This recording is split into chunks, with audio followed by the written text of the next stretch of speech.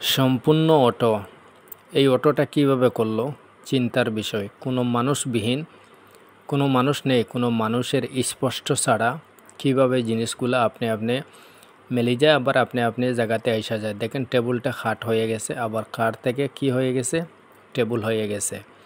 এই যে একটা বেসিং টেবিল কিভাবে কি হয়ে গেল। এইটা একটা বেডরুম থেকে কি হয়ে যায়, আবার আপনি সুপার সেট হয়ে যায়। সুপার সেট থেকে বেডরুম থেকে সুপার সেট। এই দেখেন একটা জিনিস টেবিল কিভাবে, এই জিনিসটাও কোনো মানুষের স্পষ্ট ছাড়া এইগুলাটা কিভাবে হয়।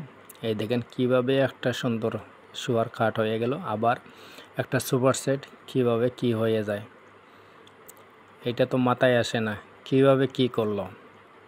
যদি সে জানতাম যে কোনো মানুষের ছোঁয়া আছে, কোনো মানুষের হাত দিয়ে লড়াইতেছে, কিন্তু কোনো মানুষের স্পষ্ট ছাড়া এই জিনিসগুলো কিভাবে কি করলো আমার মাথায় আসলো না। কেউ জানলে কমেন্ট করে জানাবেন।